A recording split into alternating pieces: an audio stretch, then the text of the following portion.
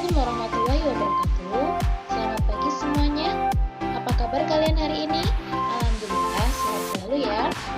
Perkenalkan, nama saya Kristalia Zakiatul Maharani dari jurusan Tetris Kimia IAIN Tulungagung. Pada kesempatan kali ini, saya akan mengajak kalian belajar bersama mengenai perkembangan teori atom. Dalam pembelajaran hari ini, diharapkan dapat memahami model atom Dalton, Thomson, Rutherford, Bohr, dan mekanika kuantum. Nah, pembahasan dalam perkembangan teori atom ada 5. Yang pertama, teori Dalton, yang kedua, teori Thomson, yang ketiga, teori Rutherford, dan yang keempat, teori Niels Bohr, dan yang kelima, yaitu mekanika kuantum.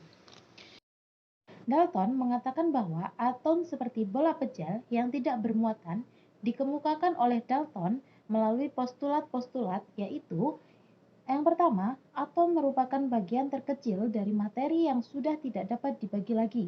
Yang kedua, unsur yang sama tersusun dari atom-atom yang identik, unsur yang berbeda tersusun dari atom-atom yang berbeda. Yang ketiga, atom-atom bergabung membentuk senyawa dengan perbandingan bilangan bulat dan sederhana. Yang keempat, atom tidak dapat diciptakan atau dimusnahkan. Dari postulat yang dikemukakan oleh Dalton, selain menjelaskan teorinya, dari postulat-postulat tersebut memiliki kelebihan pada postulat yang ketiga dan yang keempat. Kelebihan yang pertama dapat menerangkan hukum kekekalan massa, hukum Lavoisier, dan hukum perbandingan tetap, hukum Proust. Yang kelemahannya tidak dapat menerangkan sifat listrik atom, dan pada kenyataannya, atom-atom masih dapat dibagi lagi menjadi partikel-partikel substrat. Teori atom Dalton ini dikembangkan oleh teori atom Thomson. Thomson mengemukakan bahwa atom berbentuk bola pejal yang bermuatan positif dan di permukaan atom terdapat partikel-partikel elektron yang menyelimutinya, sehingga atom bermuatan netral. Jika digambarkan model atom seperti roti kismis, Thomson mengemukakan teori atomnya berdasarkan percobaan tabung sinar katoda dan menemukan partikel subatom yaitu elektron. Pada percobaan tersebut, dari sinar ditembakkan dari katoda ke anoda dan melalui lubang atau celah hingga menuju layar dan menghasilkan peredaran cahaya. Thomson berasumsi bahwa yang membuat peredaran pada layar merupakan suatu partikel, sehingga pada pengujiannya Thomson menempatkan sebuah baling-baling atau roda di antara katoda dan anoda, dan ketika dihubungkan dengan sumber arus baling-baling atau roda tersebut bergerak, hal ini menandakan bahwa memang berkas sinar katoda merupakan suatu partikel materi. Ketika tabung katoda dipasang 4 magnet, ternyata berkas sinar dibelokkan ke pelat menuju atau mendekati kutub positif pada pelat. Hal ini mengidentifikasikan bahwa partikel berkas sinar katoda memiliki muatan negatif dan berikutnya dikenal sebagai elektron. Jadi, kelebihan dari teori atom yang dikemukakan oleh Thomson yaitu dapat menerangkan adanya partikel subatom dan juga dapat menerangkan sifat listrik atom. Namun kelemahannya yaitu Thomson tidak dapat menjelaskan susunan muatan positif dan negatif dalam atom, yang kemudian dikembangkan lagi oleh teori atom Rutherford. Rutherford mengemukakan bahwa atom memiliki inti atom bermuatan positif dan elektron bergerak mengelilingi inti. Teorinya didasarkan pada percobaan hamburan sinar alfa pada lempeng emas tipis. Berkas sinar alfa ditembakkan melalui celah pada 4 timbal sinar alfa pada lempeng emas yang dihamburkan ke layar dan menghasilkan peredaran cahaya.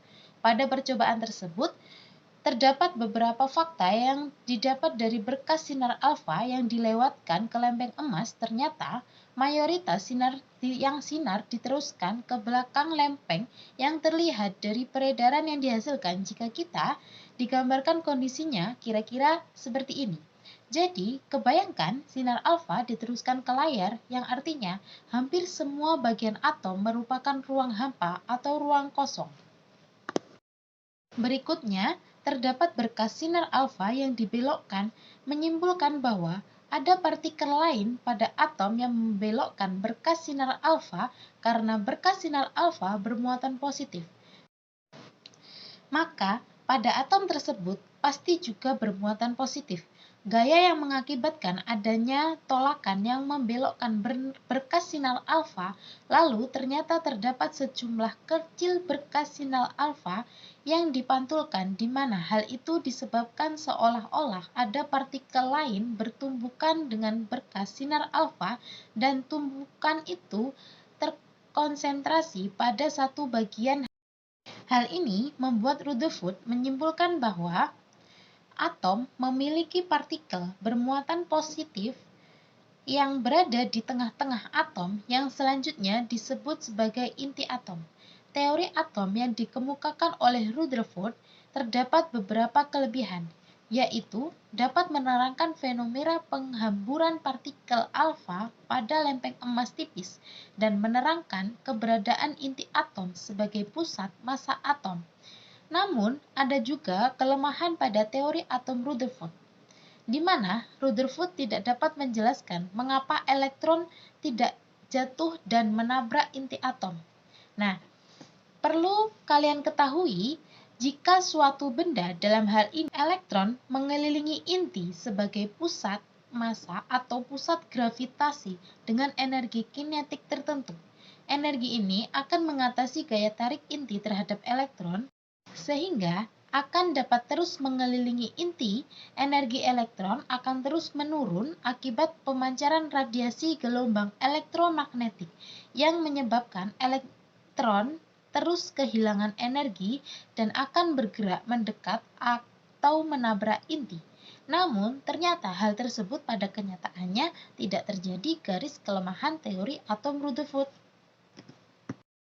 Namun, ternyata hal tersebut pada kenyataannya tidak terjadi. Kelemahan teori atom Rutherford kemudian dijawab oleh teori atom berikutnya, yaitu yang dikembangkan oleh inti dengan lintasan berbentuk spiral. Maka, seharusnya energi atau spektrum yang dipancarkan akan bersifat kontinu. Namun, melalui percobaan spektrum, atom hidrogennya mendapati bahwa spektrum atom bersifat diskrit atau terputus-putus cahaya dengan panjang gelombang, yang artinya elektron dalam atom hanya beredar dalam lintasan dengan energi tertentu. Yang disebut atom pada percobaan spektrum atom hidrogen menemukan fakta bahwa elektron dapat berpindah lintasan sambil menyerap atau melepas jumlah energi perpindahan elektron dari tingkat energi rendah ke tingkat energi tinggi. Akibatnya, banyak jumlah energi disebut dengan eksitasi. Keadaan eksitasi ini hanya berlangsung sementara saja ya. Karena elektron yang menyerap energi tersebut menjadi tidak stabil, sehingga elektron akan kembali lagi ke keadaan yang semula dengan melepas energi yang diserap. Perpindahan elektron dari tingkat tinggi ke tingkat energi yang lebih rendah sambil melepas sejumlah energi disebut emisi, dan besar energi yang diemisikan atau dipancarkan. Jadi, kelebihannya yaitu dapat menjelaskan kelemahan teori atom Rutherford, di mana atom tidak akan jatuh ke inti karena pergerakan elektron terjadi dalam lintasan yang stasioner atau tetap. Lalu, Bohr juga dapat menerangkan spektrum emisi absorpsi dari atom hidrogen.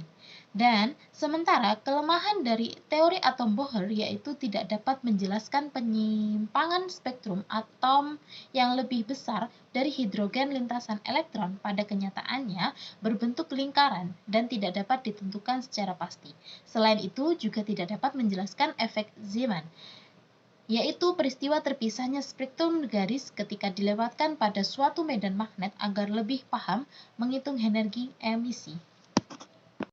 Selanjutnya, mekanika kuantum atau teori atom modern. Model atom ini menganggap bahwa elektron bukan partikel seperti yang dijelaskan oleh Bohr, namun elektron memiliki sifat dualisme materi. Materi seperti yang telah dinyatakan oleh de Broglie, yaitu elektron dapat dianggap sebagai materi karena memiliki massa dan menempati ruang dalam atom. Selain itu, elektron juga dianggap sebagai gelombang di mana pergerakan elektron dalam lintasannya berbentuk gelombang.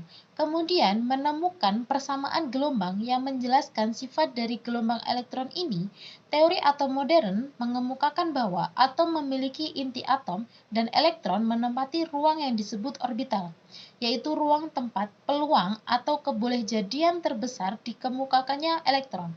Hal ini akan didasari oleh prinsip ketidakpastian dari Heisenberg yang mengatakan bahwa akibat pergerakan elektron secara terus-menerus berpindah, maka sangat sulit untuk mengetahui posisi suatu elektron dalam atom dengan pasti.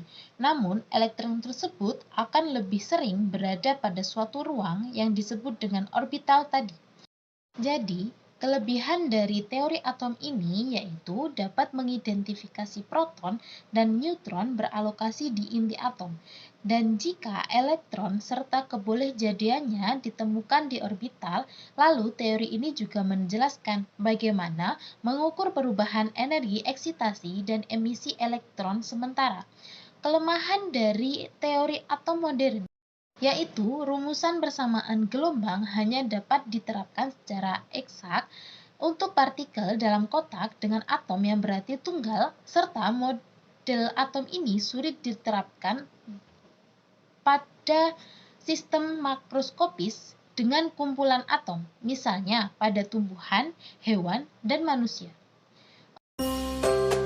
Baik, cukup sekian pembahasan materi kali ini. Semoga bermanfaat. Semangat belajar. Sampai jumpa.